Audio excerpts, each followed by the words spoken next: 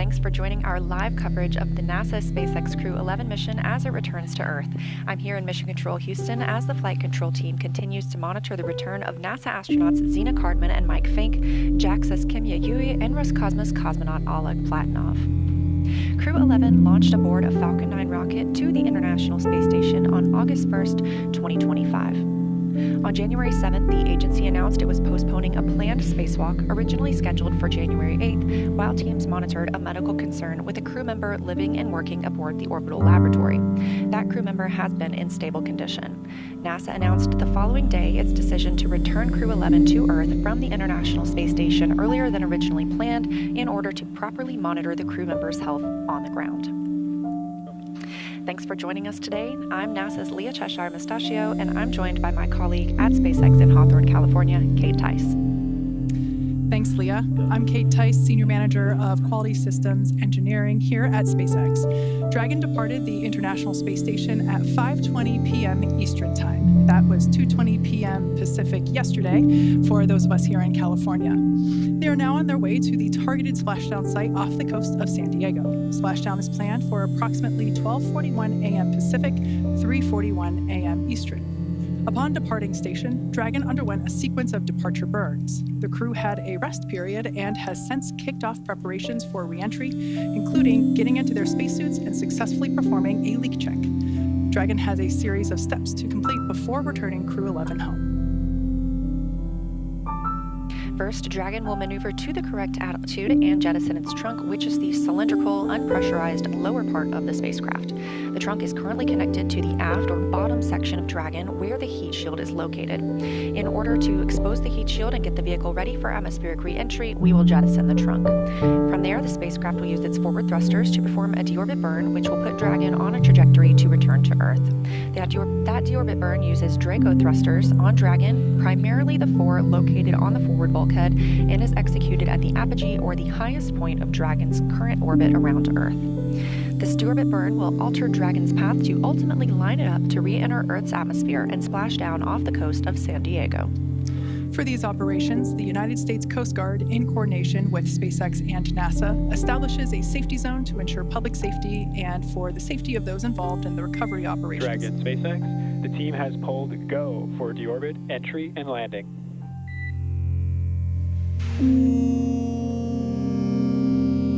Dragon copies. Go for deorbit, entry, and landing. Great news there from SpaceX Core to our commander, Zena Cardman. Now, back to the recovery at hand. There are multiple notices that are issued to mariners in advance around the area and during recovery operations, and Coast Guard assets may be deployed to discourage boaters from entering the splashdown zone. Now, we want to stress to the public the need to respect this safety zone, as recovering a spacecraft from the water is a hazardous operation. Any other boats interfering increases risk to the astronauts in the spacecraft, the teams working to recover them from the water, and the safety of those that come too close. So for the safety of the crew and your own safety, we recommend that you sit back and watch on NASA TV and the SpaceX webcast, and we'll be bringing you the best possible views of our astronauts' homecoming. Now, once the crew returns to Earth, they will be flown to a local hospital for continued monitoring and checkouts using additional medical equipment not available aboard the space station. As NASA's Chief Health and Medical Officer J.D. Polk discussed last week, the crew member is stable and we were able to monitor their condition in orbit, but we want to take advantage of resources on Earth to provide the best care possible. NASA maintains relationships with local hospitals to ensure readiness for any post-landing needs, and for this return, we are utilizing that option as part of our normal preparedness process. Let's take a minute to meet our returning crew. NASA astronaut Zena Cardman is completing her first spaceflight. She holds a Master of Science in Marine Sciences from the University of North Carolina, Chapel Hill, and has experience with NASA research in the Canadian High Arctic. She has also supported real-time station operations and lunar surface exploration planning. Next up is NASA astronaut Mike Fink, who is now a veteran of 4 spaceflights. He has spent 549 days in space, and that includes 9 spacewalks that total 48 hours and 37 minutes spent outside the orbiting lab. Fink is a certified pilot for Boeing Starliner and SpaceX's Dragon, and a co-pilot and flight engineer on Soyuz, plus a mission specialist on the space shuttle. or JAXA astronaut, Kimiya Yui is completing his second trip to the space station. He was selected as an astronaut by JAXA in 2009 and recently hit a milestone of 300 days in space. Rounding out the crew is Roscosmos cosmonaut Oleg Platonov, who was selected as a cosmonaut in 2018 and is completing his first spaceflight.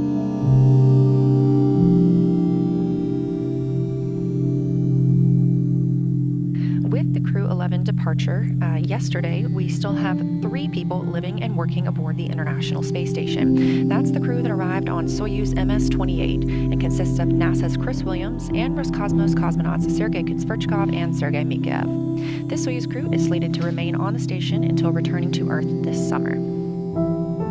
Ahead of the Crew-11 departure from the International Space Station, NASA astronaut Mike Fink handed command of Expedition 74 aboard the orbital complex to Roscosmos cosmonaut Sergei Kutsverchkov.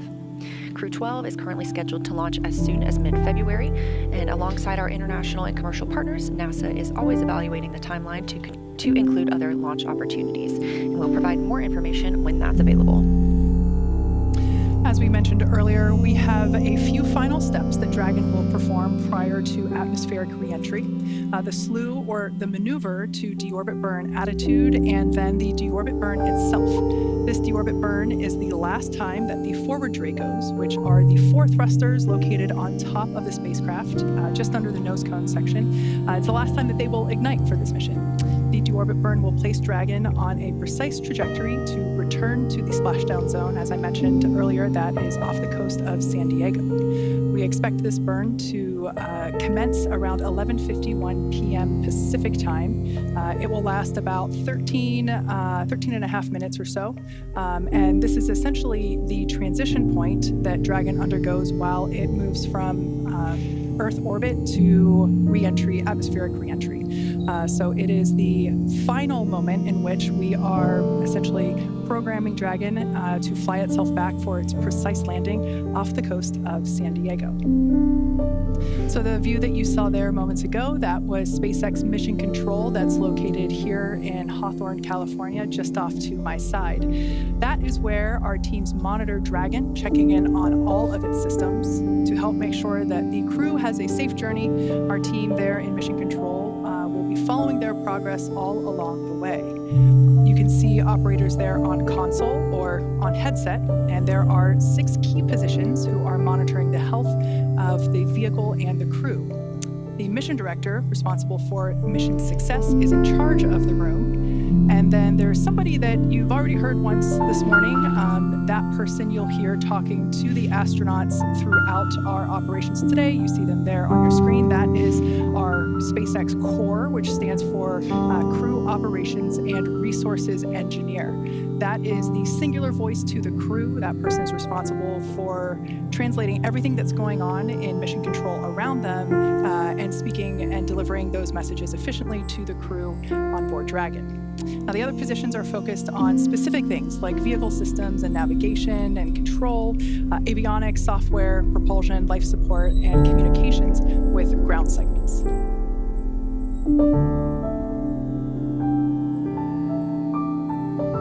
And as I mentioned earlier, there will be a number of opportunities for us to hear from the SpaceX Core.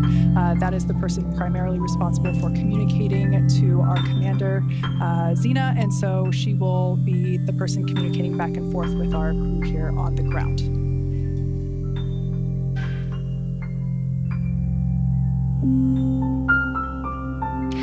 Mission Control Houston on the right side of your screen is staffed 24 hours a day, 7 days a week, 365 days a year. Currently in the center of your screen you see Michael Ellsworth. He is serving as the Capcom. He is very similar to the core like you have in Mission Control at SpaceX, dedicated to talk to the crew members to streamline the communication, and that keeps the astronauts from needing multiple conversations on different subjects. Again, that stands for Capsule Communicator, but he is not talking with the Dragon spacecraft.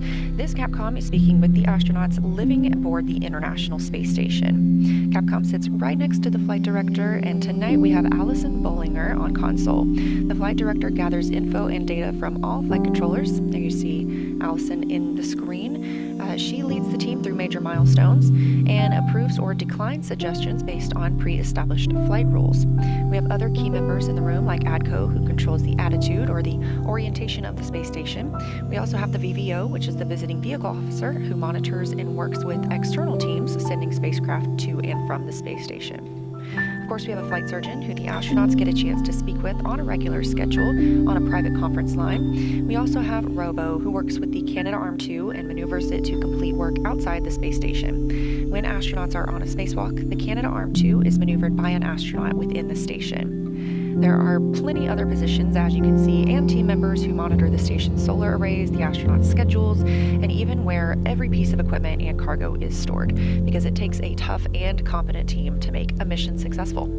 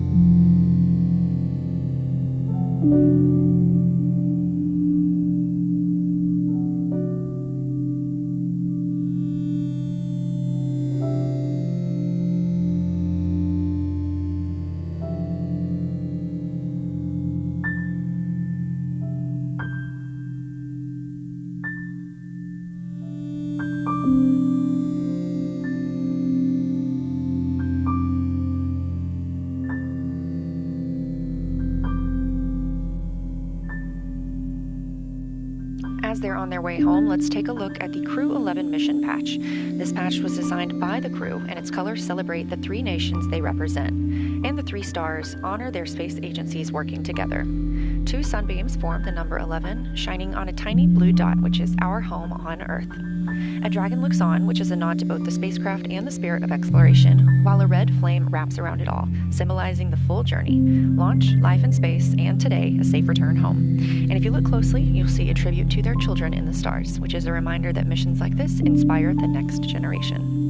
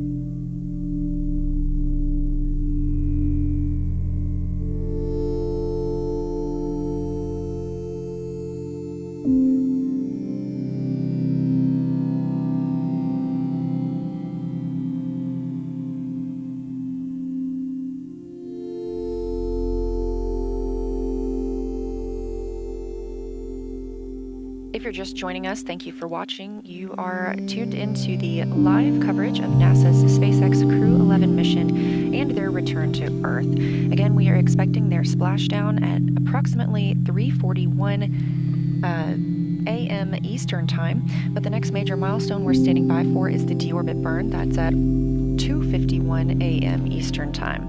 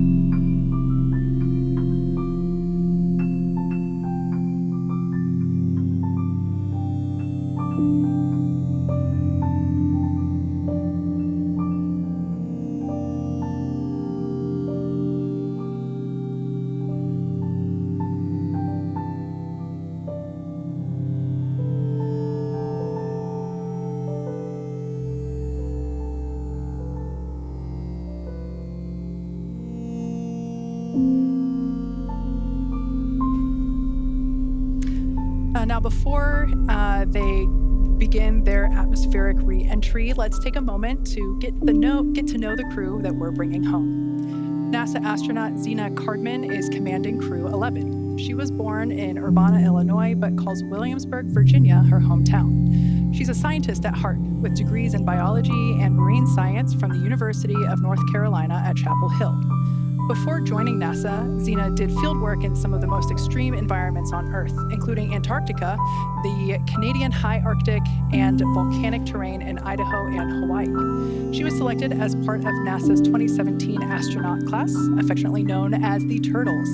Zena was originally assigned to Crew-9, but was later reassigned to command Crew-11 to support changes in station operations. And when she's not training for spaceflight, she enjoys rock climbing, writing poetry, and powerlifting. Next up is your Crew-11 pilot, NASA astronaut Michael Fink.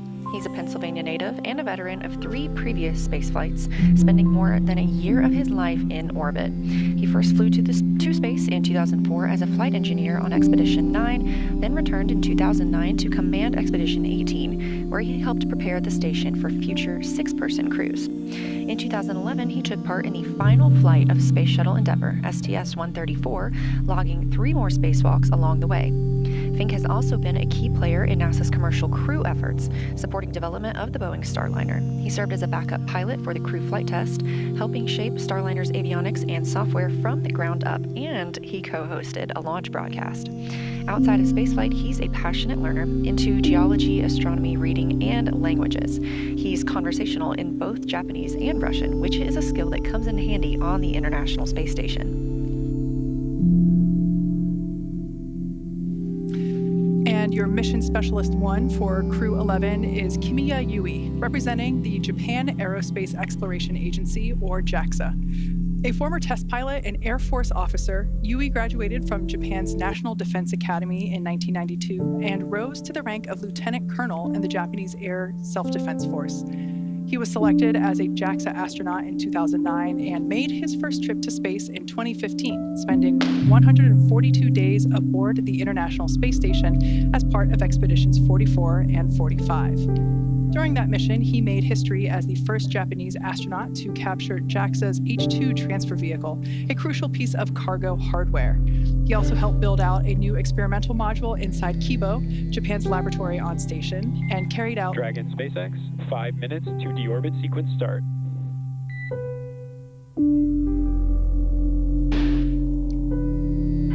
Dragon copy. All right, that was SpaceX Core, just letting the crew know that we're about 5 minutes away from the initiation of that 13-minute deorbit burn. Now back to Kimiya Yui. He carried out experiments, 21 experiments, in fact, on behalf of JAXA while on board station. In 2016, Yui was named chief of JAXA's astronaut group, and today he's on his way back to space, is on his way back from space.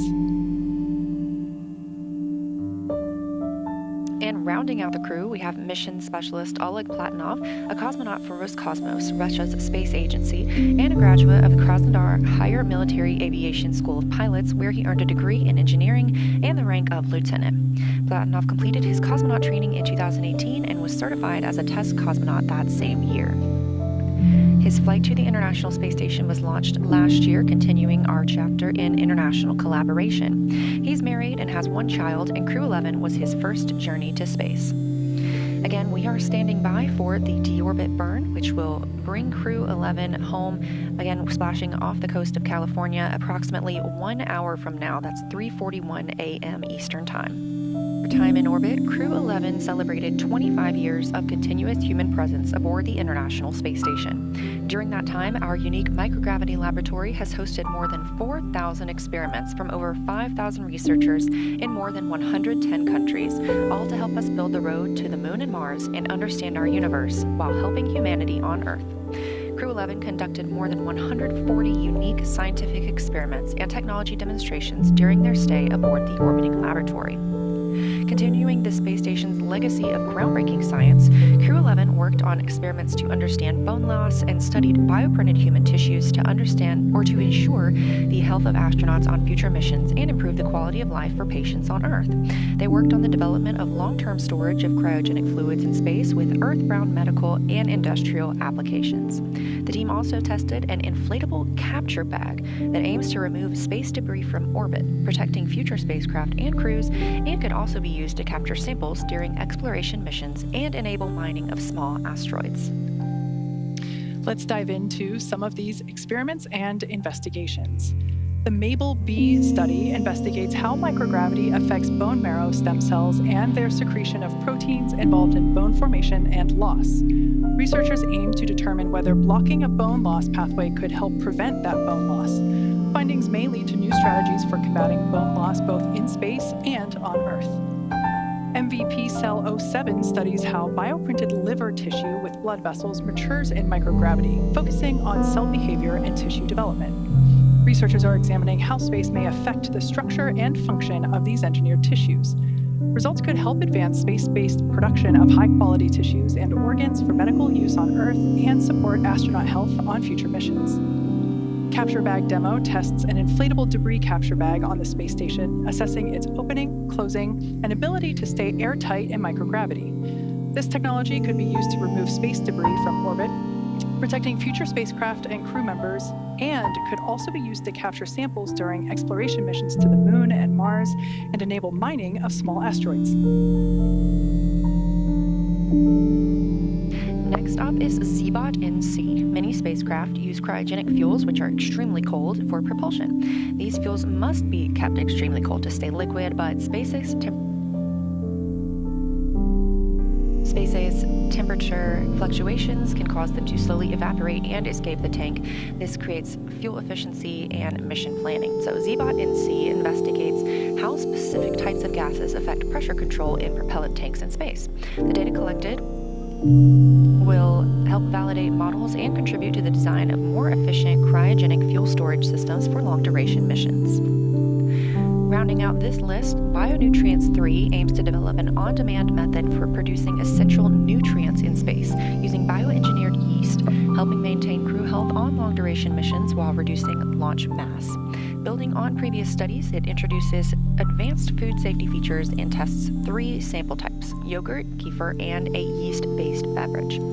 The project aims to identify a food-safe, genetically engineered organism that remains viable over multiple years to produce a mission-relevant nutrient or biomolecule of interest. Recently tuned in, we are standing by for the call out of the initiation of our deorbit burn. We're expecting that to begin at 11:51 p.m. Pacific time. This is a 13.5-minute long burn that positions Dragon for its atmospheric reentry and splashdown off the coast of San Diego. So like I mentioned, we are standing by. That should be coming here in just a couple of minutes as we expect that to initiate at 11:51 p.m. Pacific time.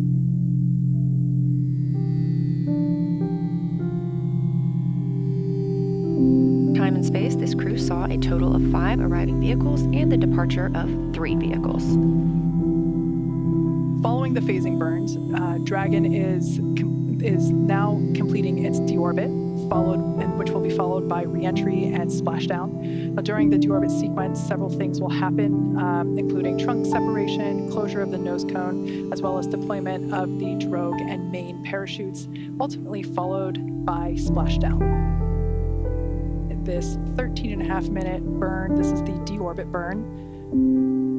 This is the final burn for the forward Draco thrusters. It is placing Dragon on its final trajectory to the splashdown location off the coast of California. We're targeting one of our 3 pre-designated locations. This one will be just off the coast of San Diego.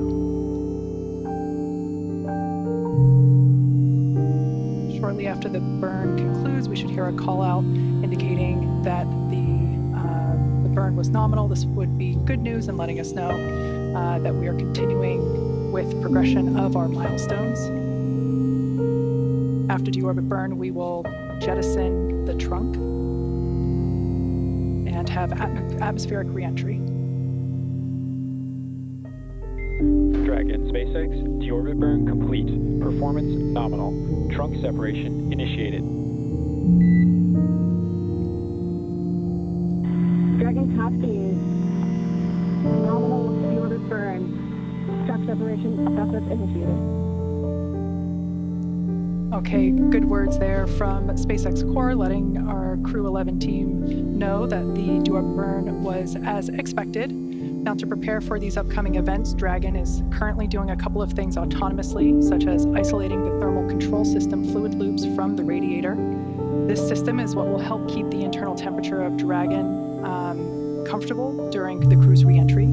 Dragon is also initiating separation of the claw mechanism, which will terminate all data, power, and fluid connections between the spacecraft and the trunk, and that is all done in preparation for trunk separation. Nominal trunk jettison.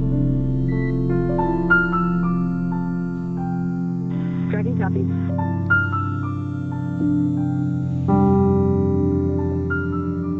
All right, great news there. We heard the call out for successful trunk separation. So that means that telemetry is looking good. The nitrox system is primed for cabin and suit cooling, and the heat shield is exposed and ready for atmospheric entry.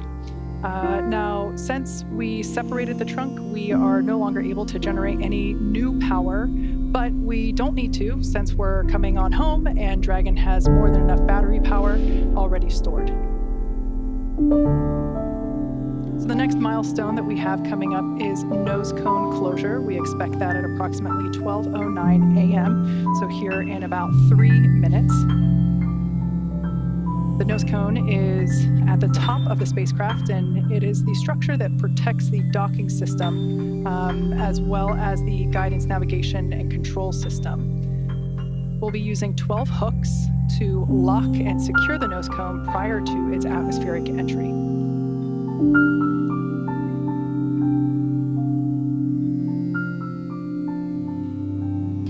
That's right, we are standing by for nose cone closure, expected just a few minutes from now, and as you can tell, things are picking up a little bit more quickly as we prepare for splashdown, again expecting that to come at 2:41 a.m. Central Time, 3:41 a.m. Eastern. So right now, Dragon is inhibiting those forward bulkhead Draco thrusters. We just used those to complete the deorbit burn, meaning they will not fire again, and ensuring it's safe to latch the nose cone for re-entry.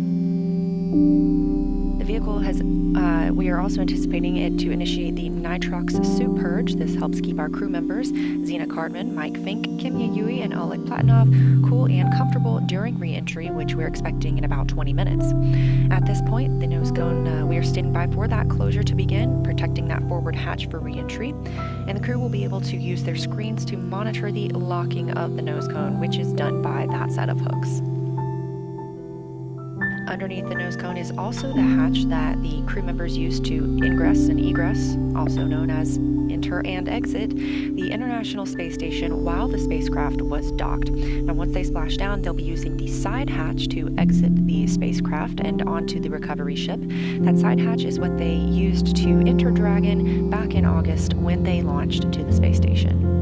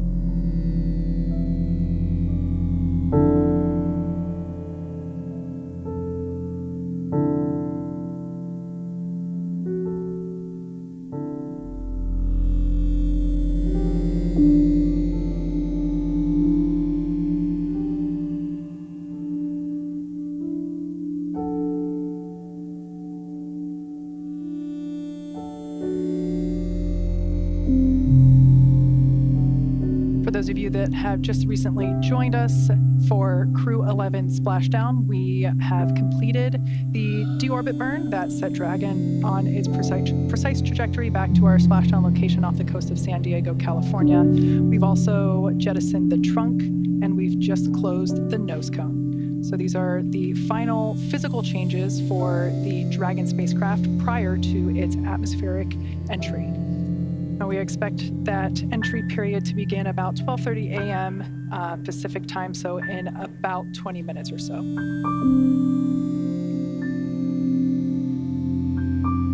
We also expect the crew to receive their final entry briefing.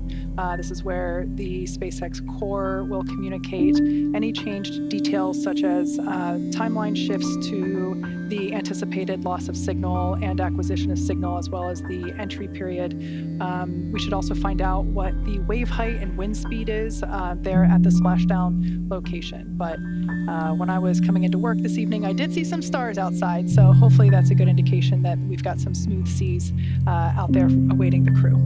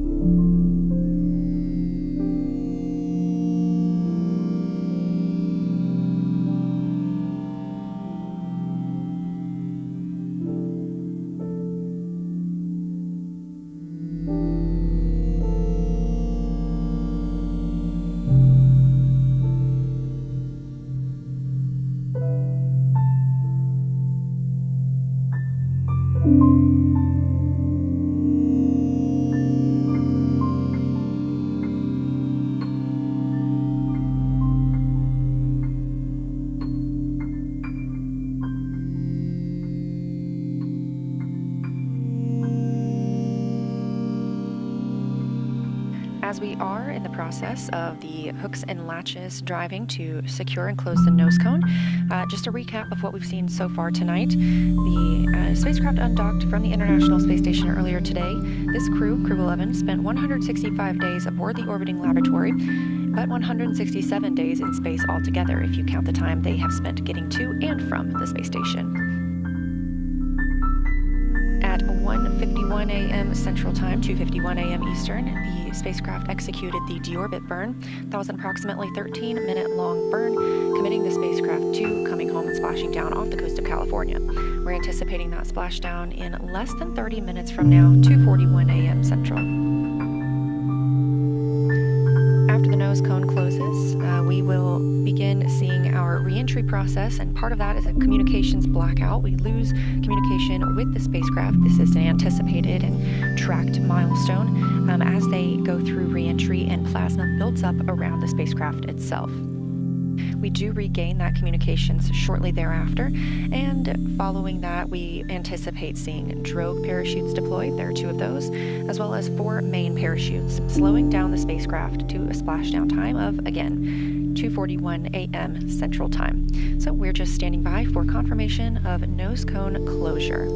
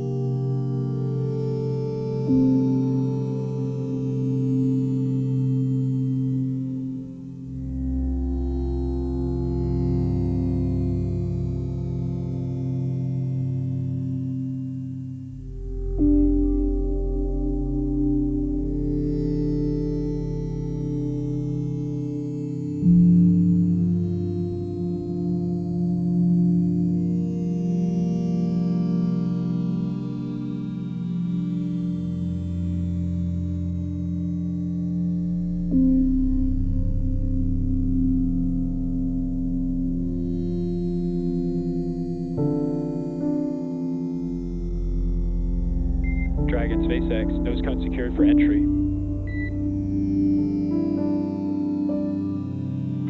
Dragon.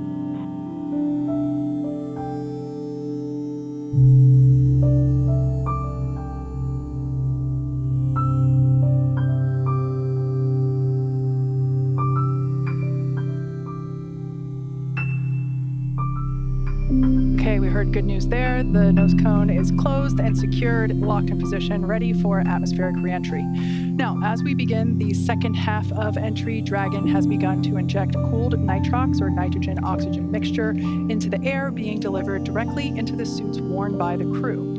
Again, this is what will allow our crew members to remain comfortable while external temperatures reach up to 3,500 degrees Fahrenheit.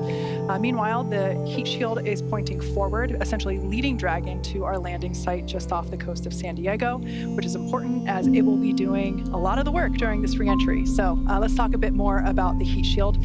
Dragon's primary heat shield is comprised of PICA 3.0, which stands for Phenolic Impregnated Carbon Ablator. Now, the first gen PICA was actually initially developed by NASA for studying and sampling comets within our solar system. SpaceX partnered with NASA to develop PICA X, which was the second gen product. Dragon SpaceX for entry briefing. Report when ready to copy.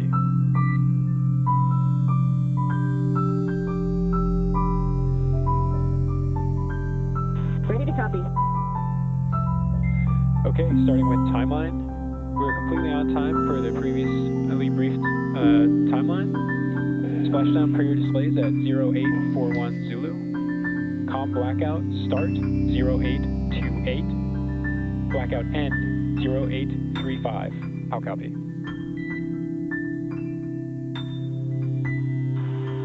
Copy, we are on time for 0841 splashdown per the timeline. Com blackout start 0828. Com blackout end 0835. That's a good readback.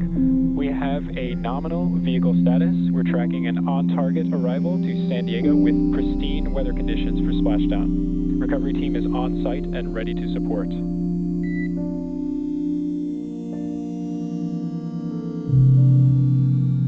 Dragon copy, nominal vehicle, excellent weather, and teams are ready to support. And with that, please report when tablets are secure, restraints are tightened, and visors are down.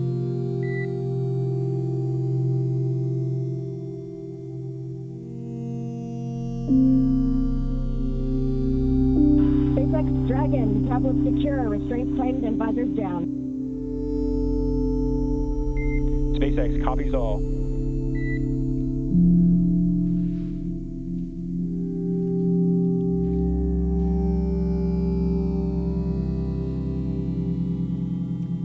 All right, so as expected, that was our entry brief to the crew, letting them know that there were actually no updates to the anticipated timeline this morning. So that's great news. Everything is looking well on time with our anticipated timeline. So as we mentioned before, we expect our anticipated loss of signal to occur around 12:28 a.m. Pacific. So in just about 8 minutes from now, we will have, we anticipate that signal to be regained, or anticipate that signal to be acquired again at 12:35 a.m. Pacific time. Now, sometimes we are able to hail the crew a little bit earlier than that, and sometimes we get those communications back. And then once again, splashdown at 12:41 a.m. Pacific. So again, if you're in Southern California, head outside and look up. Now, let's get back to talking a little bit about the heat shield. As you know, we're talking about this signal loss, and that's due to part of what's going on with that heat shield. So SpaceX partnered with NASA to develop the second generation heat shield product, and that was actually used on all of the Dragon 1 CRS missions that resupplied the space station on 20 missions. Then fast forwarding to PICA 3.0, that was developed specifically for use on Dragon 2 crew and cargo, with enhanced structural and thermal properties that optimized the heat shield and drove down cost and mass. So the remainder of Dragon is composed primarily of a SpaceX proprietary ablative material. That's another class of thermal protection, which is lighter weight versus PICA and protects the underlying composite structure during the reentry phase, and that's to ensure the structural capabilities of the spacecraft are maintained. Now, while Dragon will experience temperatures over 3,500 degrees Fahrenheit peak during those peak reentry conditions, the characteristics of the thermal protection systems, or TPS as you hear it called, coupled with the environmental control and life support, or ECLIS, that system pressurized will be pressurizing the interior, and all those combined will ensure that the crew will stay cool and comfortable during all phases of reentry through splashdown. Okay, so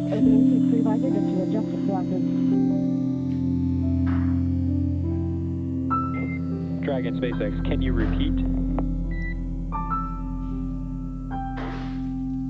Temporarily opening seat 3 visor to adjust glasses. Copy, adjusting glasses. You go for that. Okay, so that was important to note there because our commander, Zena Cardman, had already reported back that all visors were down and in the locked position ready for atmospheric reentry, but one of our crew members had to adjust their glasses. So she did a good job there in reporting back to SpaceX crew to let them know that one of the crew members had to reopen momentarily. We copy, visors are down. 5 minutes until predicted comm blackout. See you on the other side at 0835.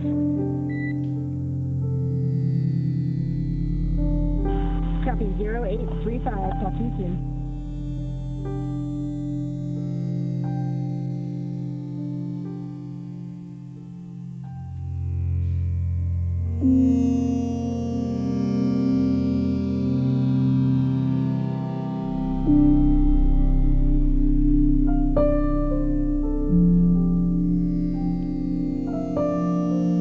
Okay, so as we have been saying, everything that Dragon and the crew on board does is carefully choreographed, not just the maneuvers that the spacecraft is executing, but the communications between our crew here on the ground and our crew in space. So, Leah, we can see all of that being perfectly demonstrated with what's going on now. Absolutely, and we are standing by for the re-entry portion when we expect to lose communications with the spacecraft, but we will regain that communication after they have begun re-entering the atmosphere. So once Dragon has re-entered the Earth's atmosphere, a series of parachutes will deploy to slow the crew's descent. First will be the 2 drogue chutes, followed by the 4 main chutes to guide Dragon to its first contact with Earth since launching in August.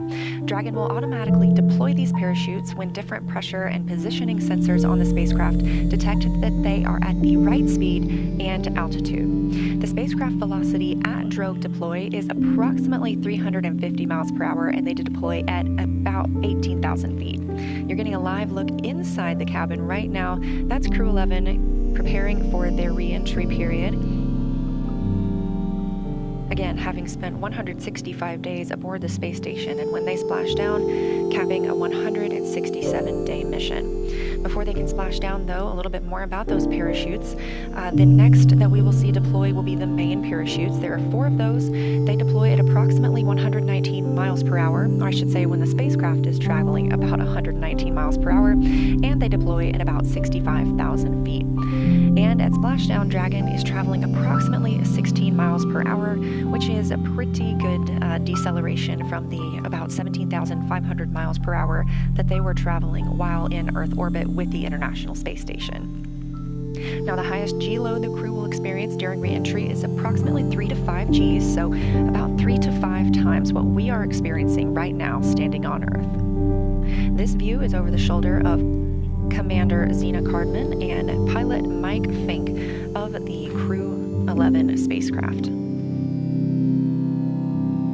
In this view, you can see their crew displays. They're able to monitor everything happening with the spacecraft. However, all the next milestones should be completely autonomous and hands-off for the crew.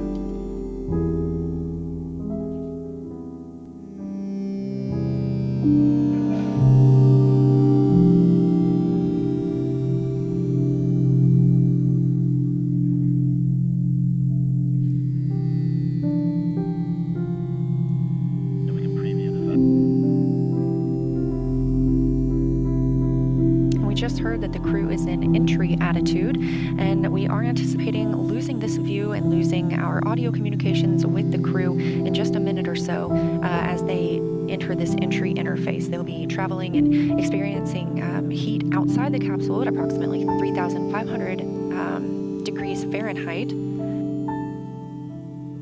And as they are traveling and re-entering Earth's atmosphere, a plasma builds up around the capsule that prevents us from communicating back and forth with the crew.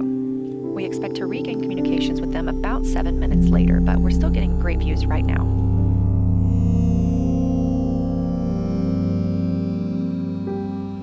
I love this view over their shoulders because you can see what our pilot and commander can see. They're continuing to follow along with Dragon's progress. As Leah mentioned, we have designed the spacecraft to be completely autonomous. Dragon is flying itself, so they are able to monitor along with everything that's going on. I also want to momentarily point out on the bottom of your screen there, you have some graphical interfaces there that represent the speed and the altitude. And it looks like we've lost our views there as that, we are now entering the period of anticipated loss of signal. This is where, as Leah mentioned, the plasma is beginning to build up on the exterior of the capsule as we expect. This happens with every spacecraft reentry for Dragon, and so this lasts just a few minutes. But I want to momentarily note that there on the bottom right-hand corner of your screen, you can actually see something pretty cool where when one of the Draco thrusters ignite to fire and help steer the spacecraft, you will actually see that they're represented on the interface there. Now the four in the middle, those are representing the 4 forward Draco thrusters. We won't see those ignite at all because those were last utilized in the 13-minute deorbit burn that we completed earlier. Those are located under the nose cone, which has been closed, locked, and secured. So everything that you'll be seeing are the thrusters that are located on the side of our spacecraft, and that is enabling Dragon to fly itself home to its predetermined splashdown site off the coast of San Diego, California. For about a minute and a half until we have that atmospheric re-entry. Once again, if you're in Southern California, head on outside and look up. There's a good chance that you might be able to actually see Dragon streak across the sky, look toward about the north and the west. As we mentioned before, we have entered a communications blackout period, which lasts about 7 minutes due to the plasma formation on the exterior of the capsule. We've got about 5 minutes remaining until we believe we can acquire that signal again. Now, during this time, no vehicle telemetry is received by Mission Control or the recovery team, and no external commanding of the vehicle or voice communication is possible. But like I was saying, Dragon is designed to fly itself. During this reentry, the vehicle will be slowing down from its orbital velocity of about 17,500 miles per hour. And it's slowing down. The atmosphere is really doing a lot of the work in conjunction with that heat shield to dispel that velocity that results in heat, and that is why we have this plasma building up on the exterior of the spacecraft. It'll slow down to about 350 miles per hour, thanks to the heat shield and the atmosphere. And so at that point, we'll deploy the drogue parachutes. But during reentry, the top temperature that Dragon experiences will be about 3,500 degrees Fahrenheit. So pretty warm on the outside, but there is cool nitrox air being flowed through the suits that each crew member is wearing. So we ensure that they remain comfortable during this brief journey through the atmosphere.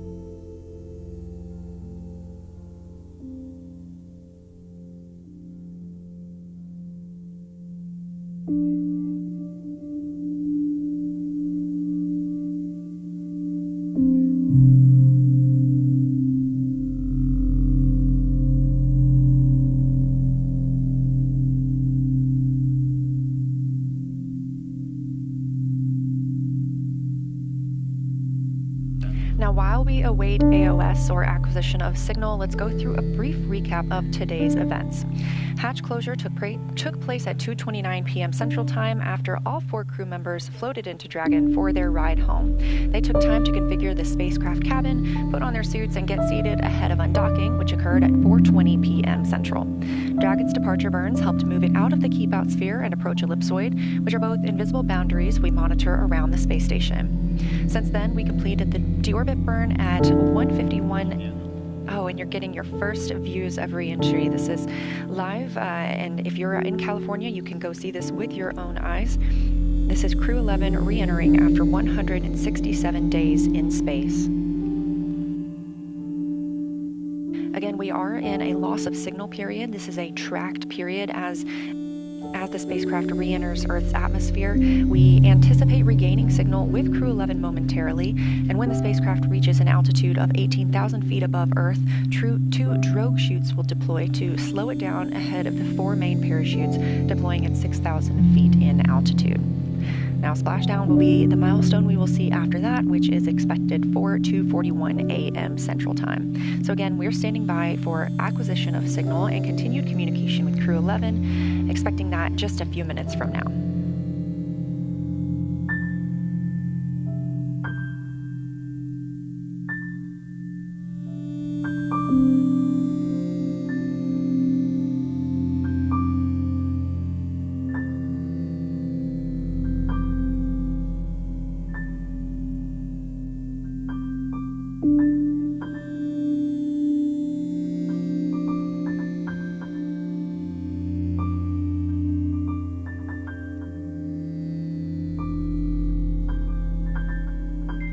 Dragon, SpaceX, comm check. SpaceX. Kind of a cool Dragon shot. copy. I think we had the recovery vessel in the background there just momentarily. Main parachutes deploying in about 20 seconds. You can see visual confirmation of deployment of the 4 Visual, mains. 4 healthy mains.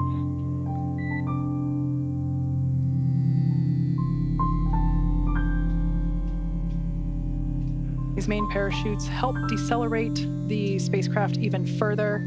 So they deploy around 119 miles per hour, and they'll decelerate it down to about 15, 16 miles per hour. And that will be the speed in which the spacecraft is traveling upon splashdown.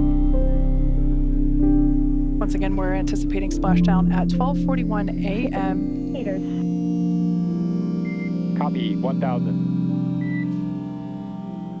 We'll now begin to hear Crew-11 Commander Zena Cardman call out the altitude from her seat there in Dragon Endeavour.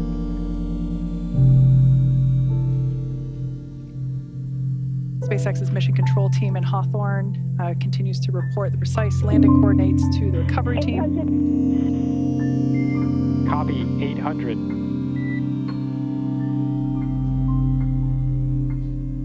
Those main parachutes now fully reefed or inflated. We ensure that the parachutes inflate over a few seconds. All around great views of Dragon Endeavour as it continues its way back to Earth.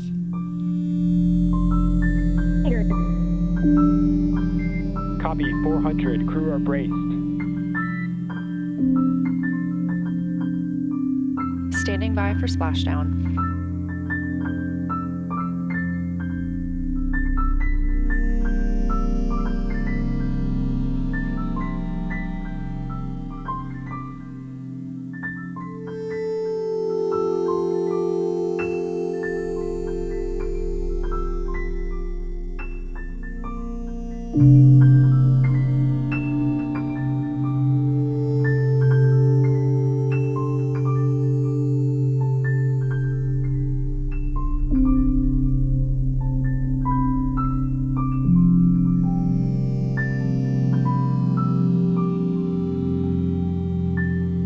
Looks like we even have a couple of visitors around the spacecraft. If you look very closely, you might even see some dolphins.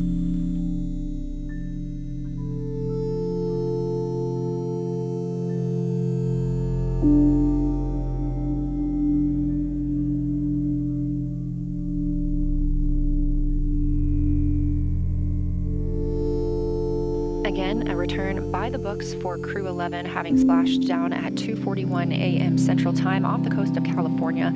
We will now begin moving into the recovery process. We'll see the we were hoping for. And again, it's been a completely nominal and by the books return for the crew today.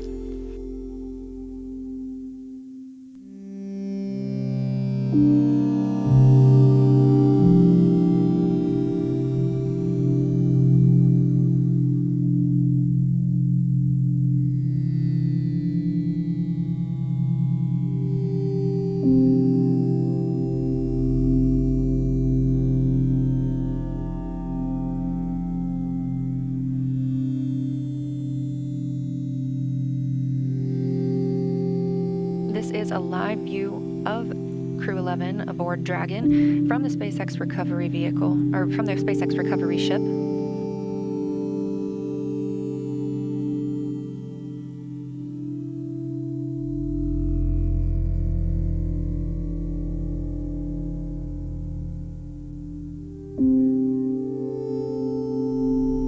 And this day for the crew started about 10.5 hours ago when they undocked from the International Space Station.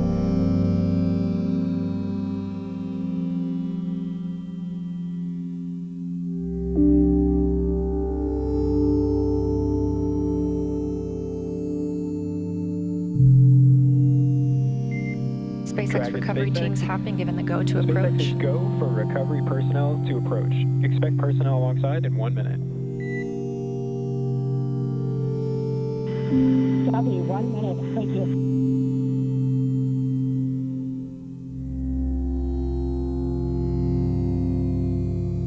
And you just heard that call out from the Corps in Hawthorne, California to the crew aboard Dragon that the SpaceX personnel who have been in the general vicinity of Dragon's anticipated splashdown location now have the go to approach the spacecraft and begin that recovery process.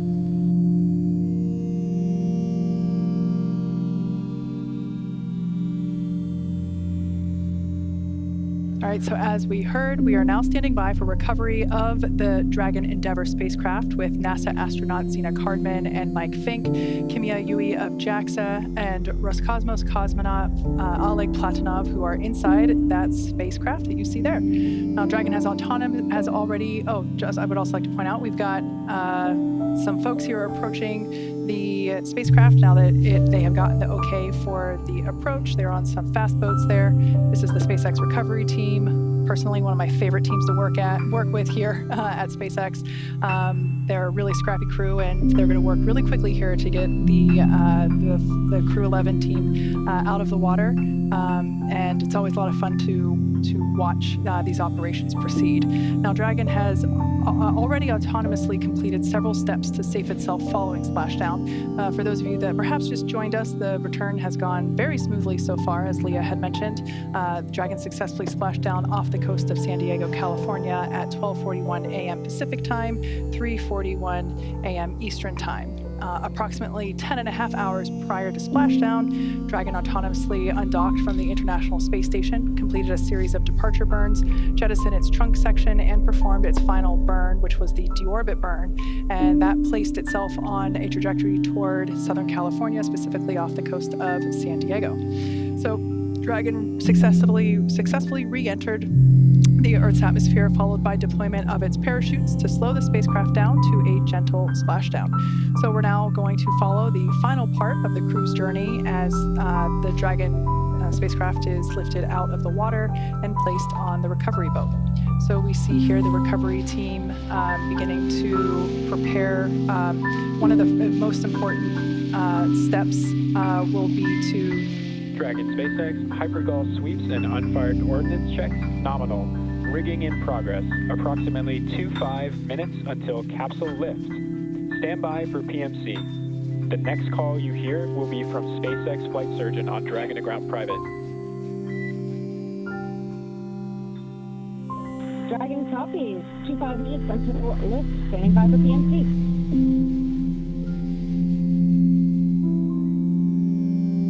Earlier, prior to atmospheric reentry, we heard SpaceX Corps report to the crew during the during the entry brief that recovery conditions were almost pristine, and he was not joking. It seems that the weather, the waves are pretty smooth out there. And Leah mentioned earlier that there are some dolphins out to play as well. Perhaps we might be able to get to see those as the recovery vessel gets a little closer to the spacecraft.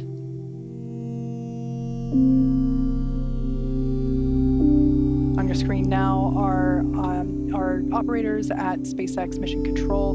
They continue to monitor Dragon Endeavour during these recovery operations, as well as communicate directly to the recovery team. Everything is carefully coordinated within our procedures, and here you see folks that are responsible for individual portions to ensure that everything is executed as planned.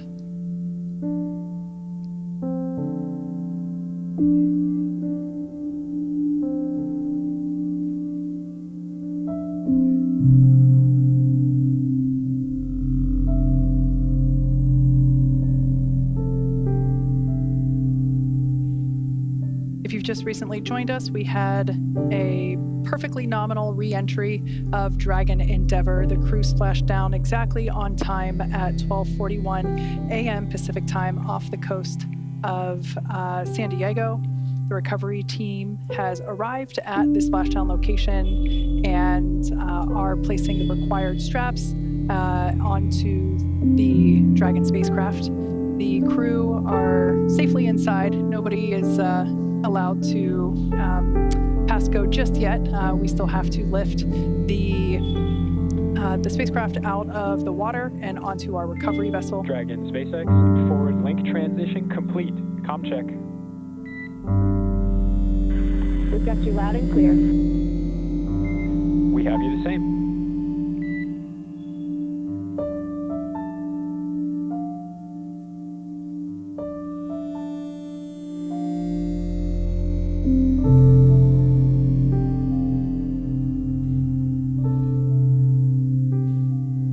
Hopefully we'll be able to bring those views of the recovery team back.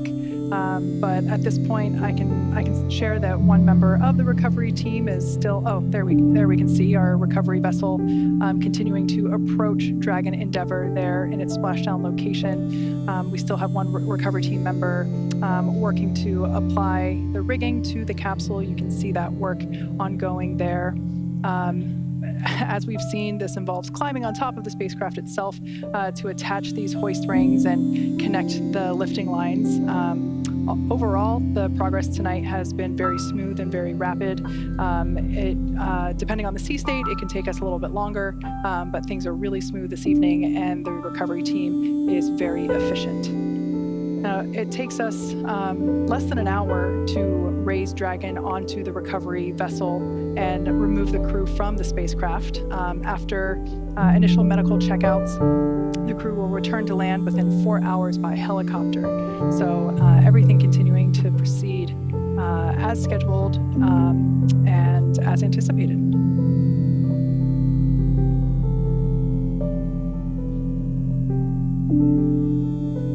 The ring that you see there on the deck of the of the recovery vessel, that is what we refer to as the nest. That is where the Dragon, once lifted out of the water using the hydraulic lift there at the aft end of the recovery vessel, the Dragon spacecraft will be lifted and placed into that nest, and that nest will then be translated forward on the recovery vessel up to where the egress the egress bay is located.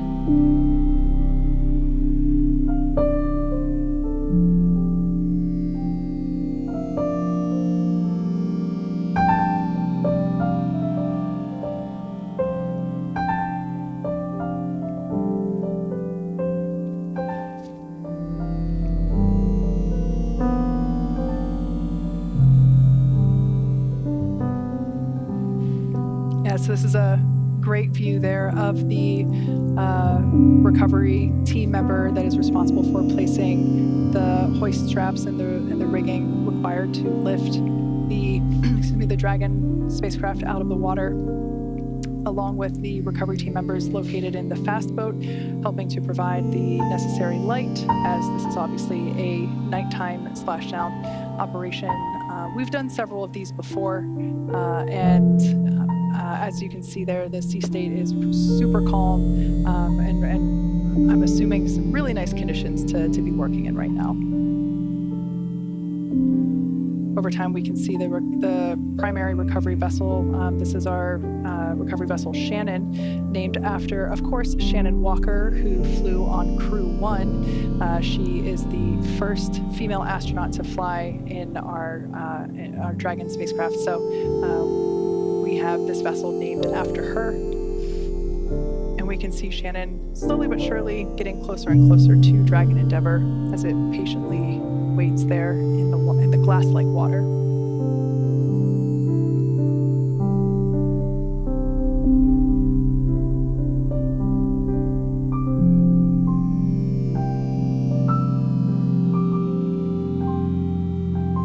Once all the required straps and rings are in place and the recovery vessel is in its location and everything is attached, we'll actually see that recovery team member jump off from the capsule and into the water. It's one of my favorite moments of the recovery process.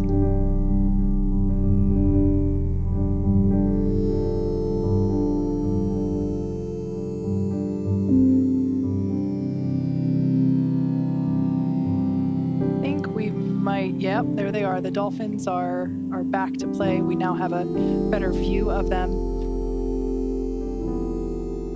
I'm sure they're very intrigued by all the lights that are in the area here in the middle of the night in Southern California.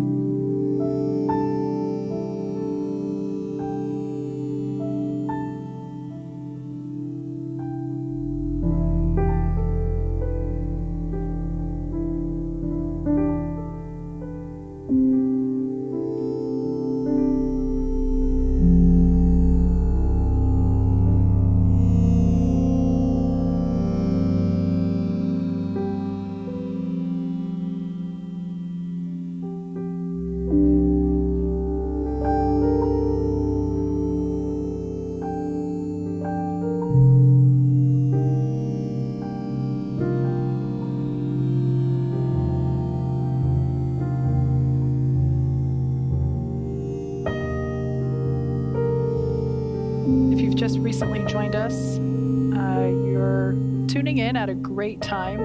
We're in the final phases of the Crew-11 return to Earth. They had an on-time splashdown at 12:41 a.m. Pacific time, 3:41 a.m. Eastern time. And as you can see, recovery operations are proceeding very well. Everything is going according to plan, or as we like to say around here, nominal, as we await the hoist of the Dragon spacecraft onto the aft end of the vessel.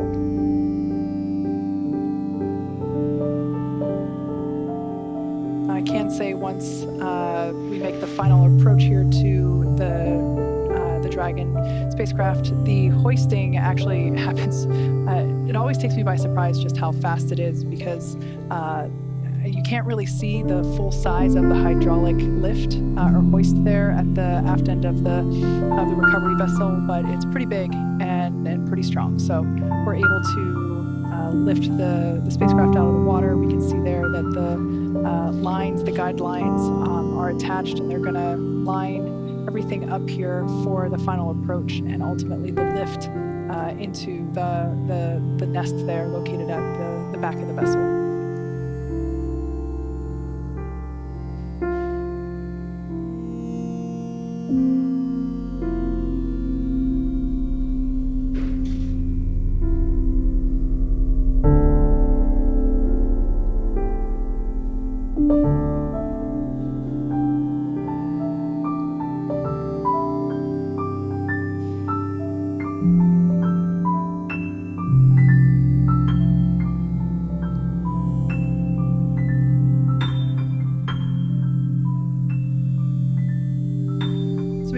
Dragon Endeavour. The gap is closing between Dragon Endeavour and our recovery vessel Shannon. Once again, we had an on-time splashdown off the coast of San Diego, California, that occurred at 12:41 a.m. Pacific time. All 4 crew members of Crew-11 are still in our Dragon spacecraft. Moments ago, when the spacecraft was turned the other way, we could actually see Dragon SpaceX, rigging complete. Approximately 5 minutes until capsule lift. Dragon copies, 5 minutes to lift.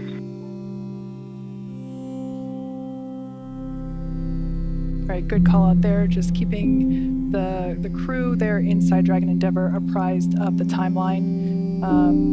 While there are windows, it is a little hard to see exactly everything that's going on outside of those windows at this point, as there is quite a bit of action as we have been following along. We can see now that the hydraulic lift has been extended into the initial lifting position. And this is the mechanism that will bring Dragon out of the water and onto the nest there at the back of the recovery vessel. We'll also see the recovery team member. I think you can still see them there on the front. They're actually standing in the bay where the main parachutes are stored. That's quite a large bay. Now they're climbing up to the top, and shortly we'll see them make some final adjustments and a final graceful flying departure from Dragon Endeavour.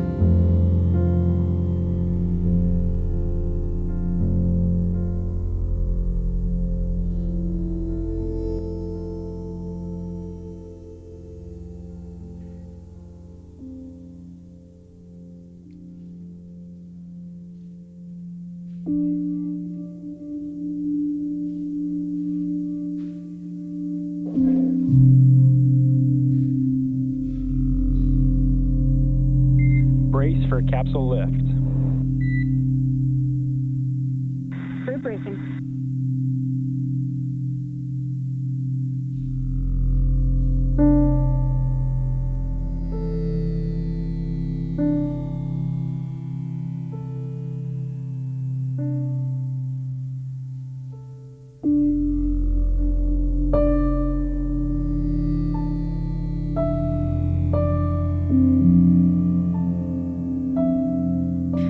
As you can see, the recovery teams are preparing to lower the vessel's hydraulic lift mechanism, and that's going to bring the spacecraft into the on-deck translation system, also known as the nest. Dragon will remain in the nest during crew extraction and then for the journey back to port.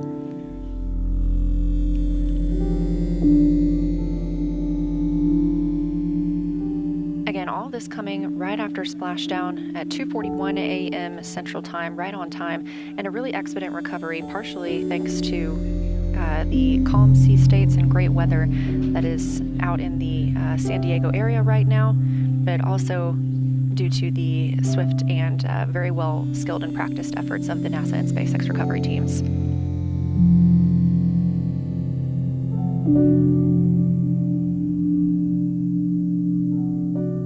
The spacecraft is now being lifted. It'll be set on the nest and centered. It'll be oriented so that the side hatch, once open, a SpaceX medical doctor will be the first to check in on Cardman, Fink, Yui, and Platonov, our Crew-11 crew members, see if they're ready for egress or exiting the vehicle. This is a standard procedure for all of our crew returns. This view coming from the recovery vessel, as you see Dragon, and at the very bottom, that is the nest in which we were discussing, and that's where Dragon will remain now and all the way back to port.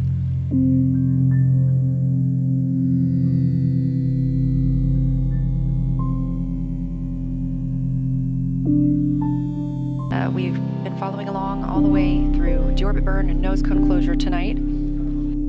That top hatch underneath the nose